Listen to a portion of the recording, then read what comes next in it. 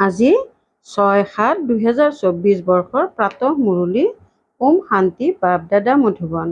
আজি বাবাই কৈছে, মৰমৰ সন্তানসকল, পিতাৰ স্মৃতিৰে বুদ্ধি স্বচ্ছ হয়, দৈবী গুণ ধাৰণ হয়।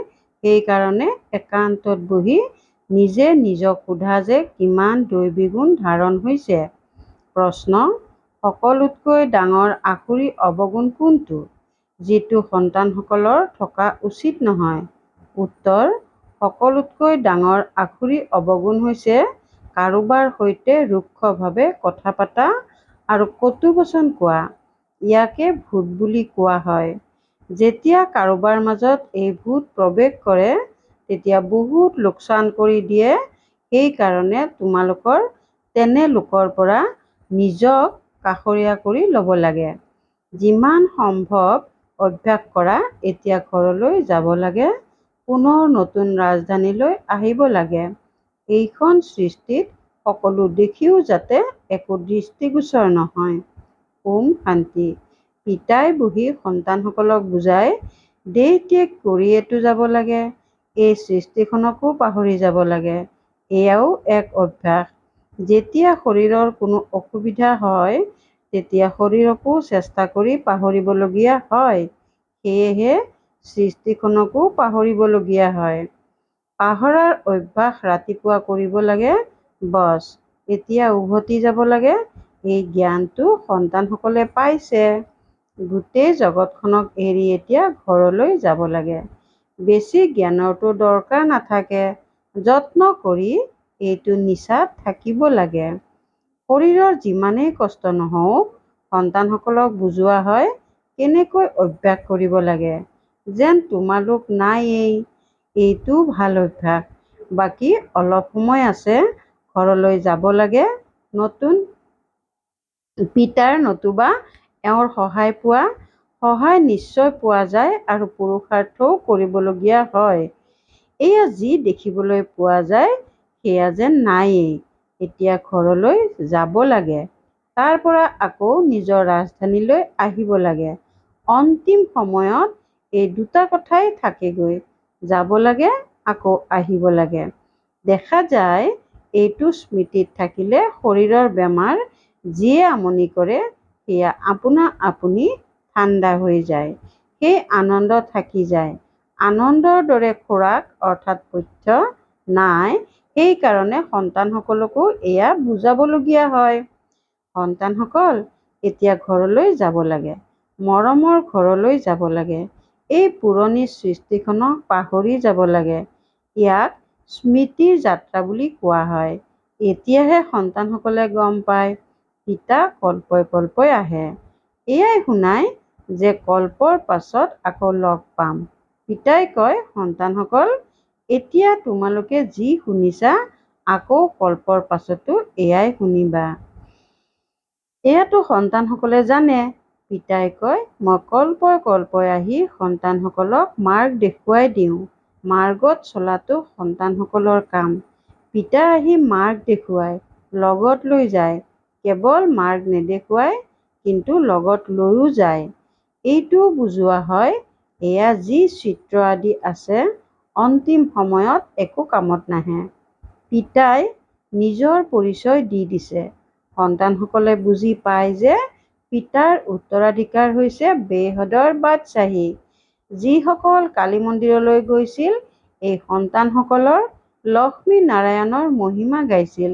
বাবাইতো এওঁলোককো সন্তান সন্তান বুলি কব নহয়। যিসকলে এওঁলোকৰ উচ্চ হোৱাৰ মহিমা গাইছিল এতিয়া আকৌ উচ্চ হবলৈ পুৰুষাৰ্থও কৰে। শিৱ বাবাৰ কাৰণে নতুন কথা নহয়। তোমালোক সন্তানসকলৰ বাবে নতুন কথা।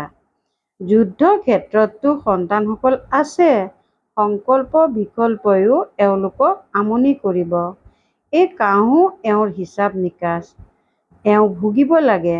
বাবাতো আনন্দ উল্লাসত আছে। এওঁ কৰ্মাতীত হ'ব লাগে। পিতাতো সদায় কৰ্মাতীত অৱস্থাত আছে। মোৰ বা তোমালোক সন্তানসকলৰ মায়াৰ ধুমুহা আদি কৰ্মভোগ আহিব, এয়া বুজাব লাগে। পিতাইতো মাৰ্গ দেখুৱাই দিয়ে। সন্তানসকলক সকলো বুজায়। এই ৰথখনৰ কিবা এটা হ'লে তোমালোকে অনুভৱ কৰিবা যে দাদাৰ কিবা হৈছে। বাবাৰতো একো নহয়, এওঁৰ হয়। জ্ঞান মাৰ্গত অন্ধশ্ৰদ্ধাৰ কোনো কথা নাথাকে। পিতাই বুজায়, মই কাৰ শৰীৰত আহোঁ? বহুত জন্মৰ অন্তত পতিত শৰীৰত মই প্ৰৱেশ কৰোঁ। দাদাইও বুজি পায়, যেনেকৈ অন্য সন্তান আছে, ময়ো তেনেকুৱা। দাদা পুৰুষাৰ্থী সম্পূৰ্ণ নহয়। তোমালোক সকলো প্ৰজাপিতা ব্ৰহ্মাৰ সন্তান। ব্ৰাহ্মণে বিষ্ণুপদ পাবলৈ পুৰুষাৰ্থ কৰা। লক্ষ্মীনাৰায়ণ বুলি কোৱা বা বিষ্ণু বুলি কোৱা কথাটো একেই। পিতাই বুজাইছেও আগতে বুজোৱা নাছিল। ব্ৰহ্মা বিষ্ণু শংকৰক আৰু নিজকো বুজি পোৱা নাছিল। এতিয়াতো পিতাক ব্ৰহ্মা বিষ্ণু শংকৰক দেখিলে বুদ্ধিত উদয় হয়। এই ব্ৰহ্মাই তপস্যা কৰে।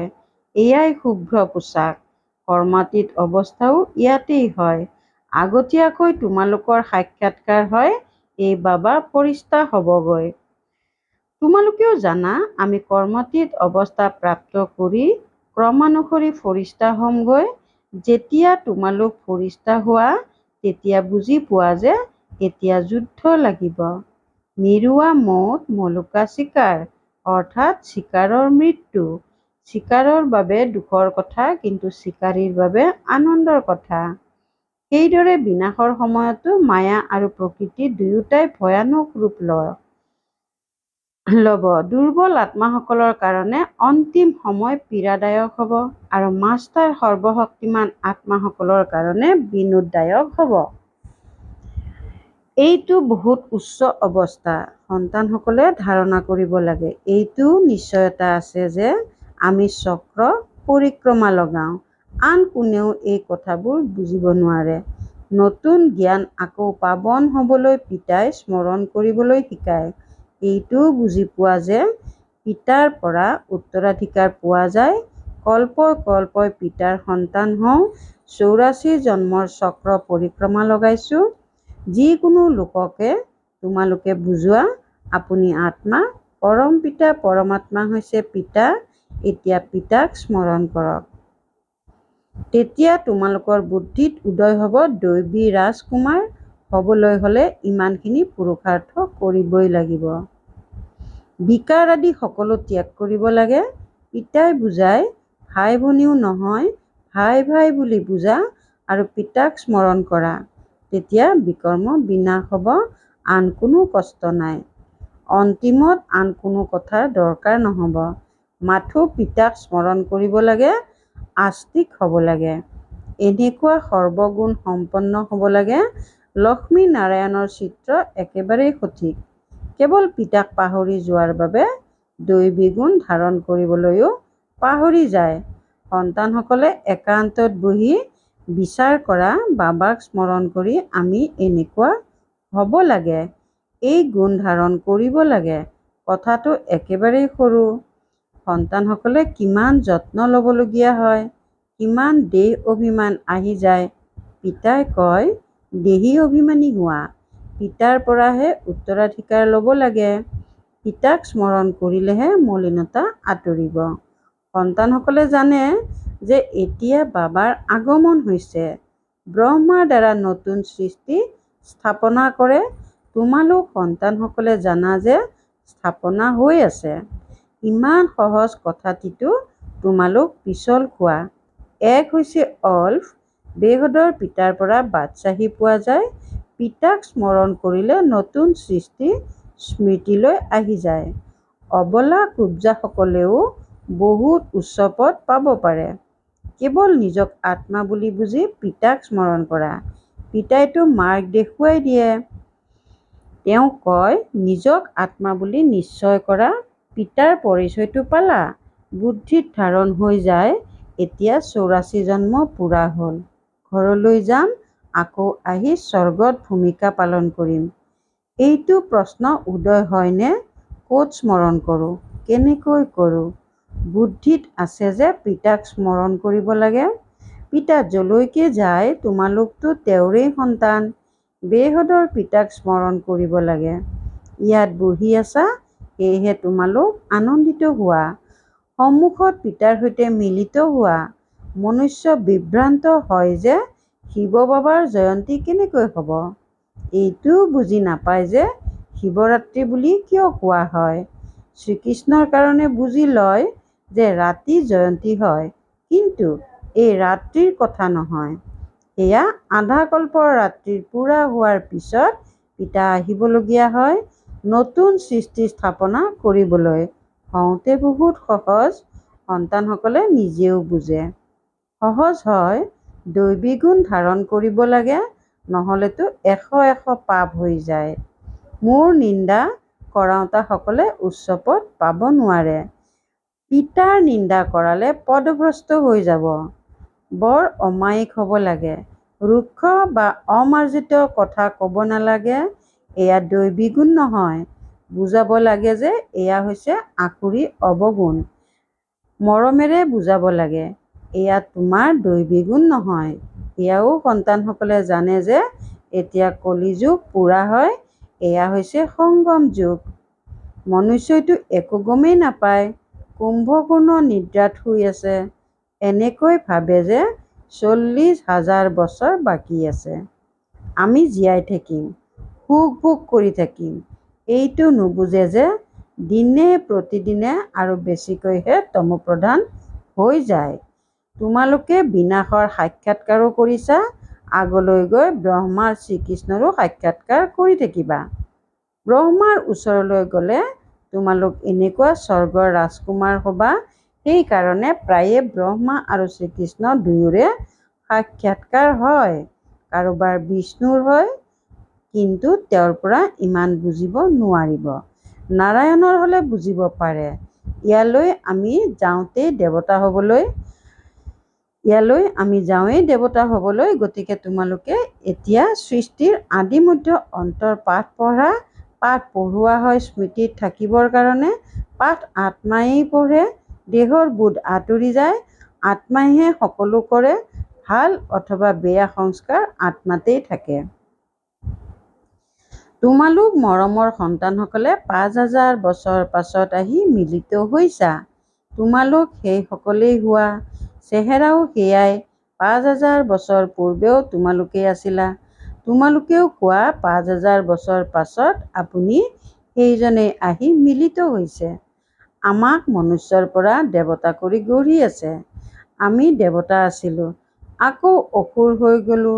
দেৱতাসকলৰ গুণ গাই আহিছোঁ, নিজৰ অৱগুণৰ বৰ্ণনা কৰি আহিছোঁ। এতিয়া পুনৰ দেৱতা হ'ব লাগে, কিয়নো দৈবী সৃষ্টিলৈ যাব লাগে। গতিকে এতিয়া ভালদৰে পুৰুষাৰ্থ কৰি উচ্চ পদ পোৱা যাব। শিক্ষকেতো সকলোকে ক'ব নহয়, পঢ়া, ভাল নম্বৰ লৈ উত্তীৰ্ণ হোৱা, তেতিয়া মোৰো নাম উজ্জ্বল হ'ব আৰু তোমালোকৰো নাম উজ্জ্বল হ'ব। এনেকৈ বহুতে কয়, বাবা, আপোনাৰ ওচৰলৈ আহিলে মনলৈ একো নাহেই, সকলো পাহৰি যাওঁ। অহাৰ লগে লগে চুপ হৈ যাব। এইখন সৃষ্টি যেন শেষ হৈ গ'ল। পুনৰ তোমালোক নতুন সৃষ্টি লৈ আহিবা। সেয়া বহুত শোভনীয় নতুন সৃষ্টি হ'ব। কোনোবাই শান্তিধামত বিশ্ৰাম ল'ব, কিছুমানে বিশ্ৰাম ল'ব নোৱাৰে। আদিৰ পৰা অন্তলৈ ভূমিকা আছে, কিন্তু তমোপ্ৰধান দোষৰ পৰা মুক্ত হৈ যায়। তাত শান্তি সুখ সকলোৱেই পোৱা যায়। গতিকে এনেকৈ ভালকৈ পুৰুষাৰ্থ কৰিব লাগে। এনেকুৱা নহয় যে ভাগ্যত যি আছে, নহয়, পুৰুষাৰ্থ কৰিবই লাগে। বুজি পোৱা যায় যে ৰাজধানী স্থাপনা হৈ আছে। আমি শ্ৰীমত অনুসৰি নিজৰ কাৰণে ৰাজধানী স্থাপনা কৰি আছোঁ। বাবা, যি শ্ৰীমত দিওঁতা, তেওঁ নিজে ৰজা আদি নহয়, তেওঁৰ শ্ৰীমতৰ দ্বাৰা আমি হওঁ। নতুন কথা নহয় জানো? কেতিয়াও কোনেও দেখাই নাই, শুনাও নাই। এতিয়া তোমালোক সন্তানসকলে বুজি পোৱা যে শ্ৰীমত অনুসৰি আমি বৈকুণ্ঠৰ বাদশ্বাহী স্থাপনা কৰোঁ। আমি অনেকবাৰ ৰাজ্য স্থাপনা কৰিছোঁ, কৰোঁ, আকৌ হেৰুৱাওঁ। এই চক্ৰ ঘূৰিয়েই থাকে। খ্ৰীষ্টিয়ান ধৰ্মযাজক যেতিয়া পৰিক্ৰমা লগাবলৈ ওলাই আহে, তেতিয়া আনক চাবলৈ পচন্দ নকৰে। কেৱল যীশুখ্ৰীষ্টৰ স্মৃতিতেই থাকে, শান্তিৰ পৰিক্ৰমা লগায়। বুজি পায় নহয়? যীশুখ্ৰীষ্টৰ স্মৃতিত কিমান থাকে? নিশ্চয় যীশুখ্ৰীষ্টৰ সাক্ষাৎকাৰ হৈছে। সকলো যাজক জানো এনেকুৱা হয়? কোটিৰ মাজত কোনোবা তোমালোকৰ মাজতো ক্ৰমানুসৰি আছে। কোটিৰ মাজত কোনোবাহে এনেকৈ স্মৃতিত থাকে। চেষ্টা কৰি চোৱা, আন কাকো নাচাবা। পিতাক স্মৰণ কৰি সদৰ্শন চক্ৰ ঘূৰাই থকা তোমালোকৰ অপাৰ সুখ হ'ব।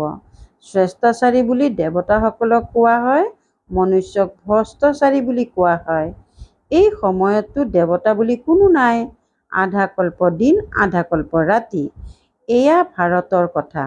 পিতাই কয়, মই আহি সকলোৰে সদ্গতি কৰোঁ। বাকী যিসকল অন্য ধৰ্মৰ, তেওঁলোকে নিজৰ নিজৰ সময়ত আহি নিজৰ ধৰ্ম প্ৰতিষ্ঠা কৰিব।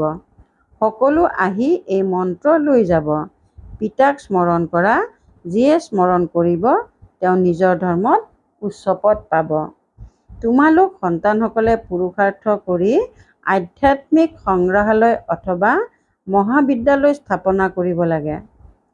লিখি দিয়া বিশ্ব অথবা স্বৰ্গৰ বাদশ্বাহী ছেকেণ্ডত কেনেকৈ পাব পাৰি? আহি সেয়া বুজক। পিতাক স্মৰণ কৰক, তেতিয়া বৈকুণ্ঠৰ বাদশ্বাহী পাব। ভাল বাৰু, অতি মৰমৰ কল্পৰ পাছত পুনৰাই মিলিত হোৱা সন্তানসকলৰ প্ৰতি মাতা পিতা বাপ দাদাৰ স্নেহপূৰ্ণ স্মৰণ আৰু সুপ্ৰভাত। আত্মিক পিতাৰ আত্মিক সন্তানসকলক নমস্কাৰ। ধাৰণাৰ বাবে মুখ্য সাৰ ১ নম্বৰ, চলোতে ফুৰোতে যাতে একমাত্ৰ পিতাৰহে স্মৃতি থাকে, বাকী সকলো দেখিও যাতে একো নেদেখা, এনেকুৱা অভ্যাস কৰিব লাগে। একান্তত নিজক পৰীক্ষা কৰিব লাগে যে মোৰ দৈবী গুণ কিমানলৈকে ধাৰণ হৈছে। ২ নম্বৰ, এনেকুৱা কোনো কৰ্তব্য কৰিব নালাগে যাৰ দ্বাৰা পিতাৰ নিন্দা হয়। দৈবী গুণ ধাৰণ কৰিব লাগে, বুদ্ধিত থাকিব লাগে। এতিয়া ঘৰলৈ যাব লাগে, পুনৰ নিজৰ ৰাজধানীলৈ আহিব লাগে। বৰদান, সেৱাত শুভ ভাৱনাৰ সংযোজনেৰে শক্তিশালী ফল প্ৰাপ্ত কৰোঁতা সফলতা মুঠ হোৱা। সেৱাত শুভ ভাৱনাৰ সংযোজনেৰে শক্তিশালী ফল প্ৰাপ্ত কৰোঁতা সফলতা মূৰ্ধ হোৱা। যিয়েই সেৱা কৰা, তাত যাতে সকলো আত্মাৰ সহযোগৰ ভাৱনা থাকে, আনন্দৰ ভাৱনা বা সদ্ভাৱনা থাকে, তেতিয়া প্ৰতিটো কাৰ্য সহজে সফল হ'ব। যেনেকৈ আগতে কোনো কাৰ্য কৰিবলৈ গ'লে তেতিয়া গোটেই পৰিয়ালৰ আশীৰ্বাদ লৈ গৈছিলা, সেয়েহে বৰ্তমান সেৱাত এইটো সংযোজন কৰিব লাগে। কোনো কাৰ্য আৰম্ভ কৰাৰ পূৰ্বে সকলোৰে শুভ ভাৱনা, শুভ কামনা লোৱা। সকলোৰে সন্তুষ্টতাৰ বল সমাহিত কৰা, তেতিয়া শক্তিশালী ফল পোৱা যাব। শ্লোগান, যেনেকৈ পিতাই হয় হুজুৰ কৰে, তেনেকৈ তোমালোকেও সেৱাত হয় হুজুৰ কৰা, তেতিয়া পুণ্য জমা হৈ যাব। যেনেকৈ পিতাই হয় হুজুৰ কৰে, তেনেকৈ তোমালোকেও সেৱাত হয় হুজুৰ কৰা, তেতিয়া পুণ্য জমা হৈ যাব। ওম শান্তি। পৰোপকাৰৰ ভাৱনাৰে সম্পন্ন হৈ অপকাৰীৰো উপকাৰ কৰিবলৈ আজিৰ অব্যক্ত সংকেত। জ্ঞানী আত্মা সদায় প্ৰত্যেকৰে প্ৰতি মাষ্টৰ স্নেহৰ আগ্ৰহ হয়। স্নেহ অবিহনে তেওঁ অন্য একো নাই। যিয়েই আহিব তেওঁক স্নেহ দিব। আজিকালি সম্পত্তিতকৈও অধিক স্নেহৰ আৱশ্যক। স্নেহৰ শক্তিৰে শত্ৰুকো মিত্ৰকলি কৰি তুলিব পাৰে, অপকাৰীকো উপকাৰ কৰিব পাৰে। ওম শান্তি।